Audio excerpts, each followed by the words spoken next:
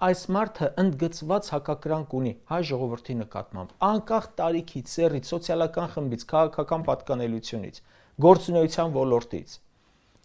Կանանց մայրերի նկատմամբ ատելություն չէր հղի կնոջը մահացու վրա երթի ենթարկելն ու անօգնական թողնել հեռանալը։ Կանանց նկատմամբ ատելություն չէր մետրոյում մատթափ տալը երեխայի հետ երթևեկող կնոջ վրա։ Բոլորս ենք տեսել, թե ինչպես են բիրտ ուժով հրմշտում, գետնին տապալում ու քարշ տալիս որդեկորույս մայրերին։ Հայ կինը մի կոլի օրոք ագրեսիայի թիրախ է։ Եթե սա հայատյացություն չէ, բա էլ ո՞րն է հայատյացությունը, կասեք։ Սա ատում է հայ տարեցներին։ 10,000 դրամը չեն իմանա ինչի վրա ծախսեն,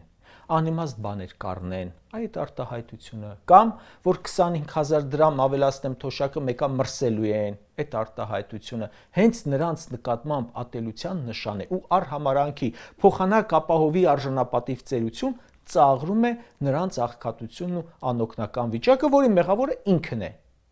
Ատում է Արցախն ու արցախցիներին ու դա մի անգամ չէ որ ցույց է տվել, ատում է Սփյուռքը ու մի անգամ չէ որ դա էլ է ցույց տվել։ Երկրորդ նախագահն օրերս հանդիպմանն ասում է. իմ քաղաքականությունը եղել է այն, որ ՀՀ նախագահը Հայաստանի Հանրապետության քաղաքացիների նախագահն է, բայց պատասխանատվություն է կրում բոլոր հայերի համար։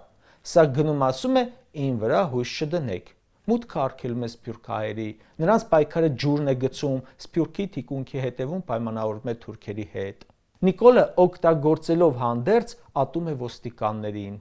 Նիկոլը ատում է հարկ վճարողներին, միայն խոր ատելություն ունեցողը կոպեկ-կոպեկ մուծած հարկեր, այսպես քոռու փուչկաներ։